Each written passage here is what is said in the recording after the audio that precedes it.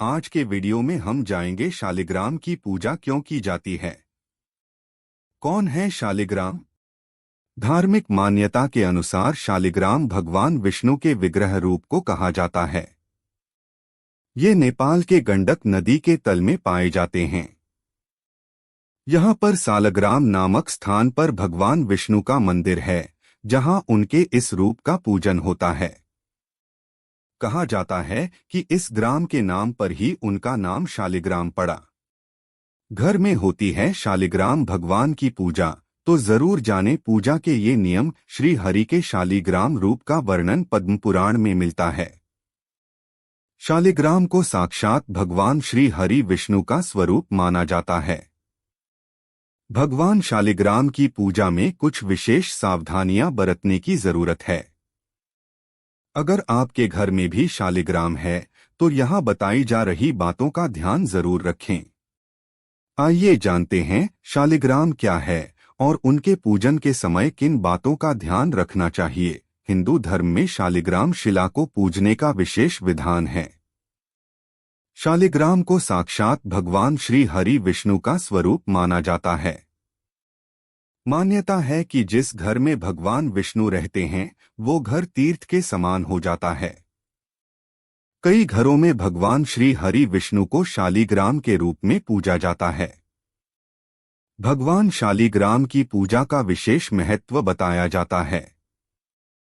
तुलसी की जड़ के पास शालिग्राम शिला को रखकर रोज पूजा करने की परंपरा पुराने समय से चली आ रही है। श्री हरि के शालिग्राम रूप का वर्णन पद्म पुराण में मिलता है। पौराणिक कथा के अनुसार तुलसी जी के श्राप के कारण श्री हरि विष्णु हृदयहीन शिला में बदल गए थे। उनके इसी रूप को शालिग्राम कहा गया है। कहते हैं कि जिन घरों में तुलसी के साथ शालिग्राम की पूजा की जाती है वहां दरिद्रता नहीं आती। भगवान शालिग्राम की पूजा में कुछ विशेष सावधानियां बरतने की जरूरत है। अगर आपके घर में भी शालिग्राम है तो यहाँ बताई जा रही बातों का ध्यान जरूर रखें।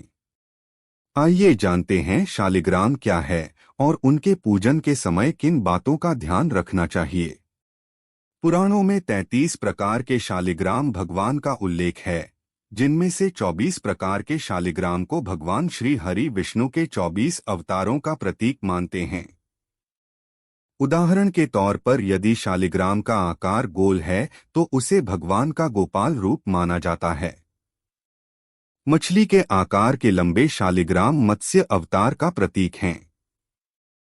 वहीं कछुए के आकार के शालिग्राम को विष्णु जी के कच्छप या कूर्म अवतार का प्रतीक माना जाता है। कहते हैं जहां भगवान शालिग्राम की पूजा होती है वहां श्री हरि विष्णु जी के साथ साथ महालक्ष्मी भी निवास करती हैं। विष्णु पुराण के अनुसार जिस घर में भगवान शालिग्राम हो वह घर तीर्थ के समान होता है। शालिग्राम को अर्पित किया हुआ पंचामृत प्रसाद के रूप में सेवन करने से सभी पापों से मुक्ति मिलती है। कैसे करें शालिग्राम का पूजन? इन बातों का रखें ध्यान। घर को पवित्र रखें और जिस स्थान पर शालिग्राम हो उसे मंदिर की तरह सजाएं। अपने आचार और विचार शुद्ध रखें। शालिग्राम की पूजा का क्रम टूटने न दें, यानी नियमित तौर पर शालिग्राम की पूजा जरूरी है। शालिग्राम महाराज पर कभी भी अक्षत नहीं चढ़ाने चाहिए। शास्त्रों में इसकी मनाही है, लेकिन अगर आप ऐसा कर रहे हैं तो चावल को हल्दी से पीला रंग से रंगने के बाद ही अर्पित करें। माना जाता है कि भगवान शालिग्राम की पूजा तुलसी के बिना पूरी नहीं होती है और तुलसी अर्पित करने पर वे तुरंत प्रसन्न हो जाते हैं। पूजा में शालिग्राम को स्नान कराकर चंदन लगाएं और तुलसी अर्पित करें। भोग लगाएं।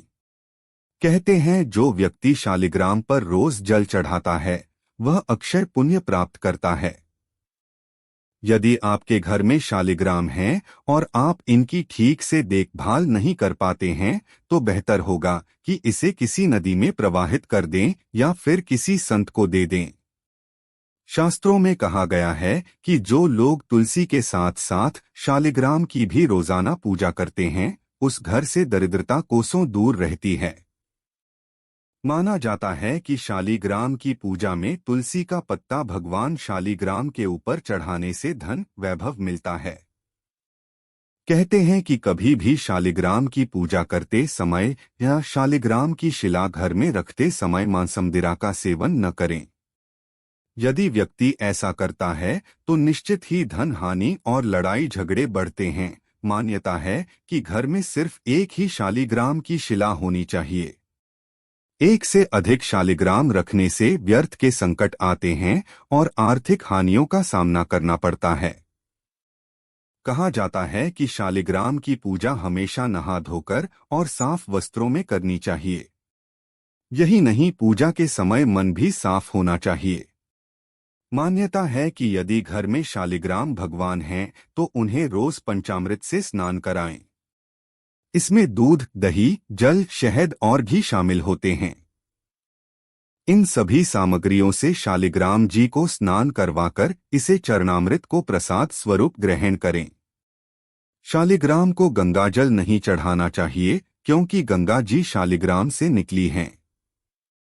शालिग्राम की शिला को पंचामृत से स्नान कराने के बाद चंदन लगाएं और तुलसी दल अर्पित करें। ऐसा करने से भगवान विष्णु की कृपा बनी रहती है। शालिग्राम को नियमित रूप से भोग अर्पित करें।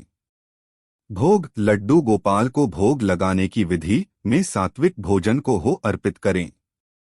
पूजा के दौरान शुद्ध मन से विष्णु जी की आरती करें और सम्मान पूर्वक शालिग्राम की शिला को भोग अर्पित करें। घर में शालिग्राम रखने के लाभ। शास्त्रों में कहा गया है कि जिन घरों में तुलसी जी के साथ शालिग्राम पत्थर की रोजाना पूजा की जाती है उस घर से दरिद्रता कोसों दूर रहती है। साथ ही घर परिवार में सुख शांति भी बनी रहती है। हर साल कार्तिक माह में श्री शालिग्राम और तुलसी का विवाह होता है।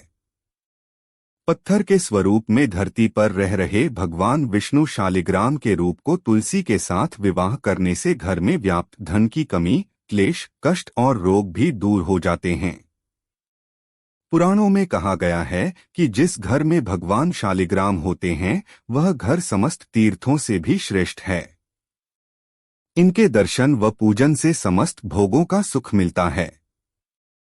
साथ ही कहा जाता है कि जहां भगवान शालिग्राम की पूजा होती है वहां भगवान विष्णु के साथ धन की देवी मां लक्ष्मी भी निवास करती हैं। वहीं शालिग्राम शिला का जल जो अपने ऊपर छिड़कने से समस्त यज्ञों और संपूर्ण तीर्थों में स्नान के समान फल प्राप्त होता है।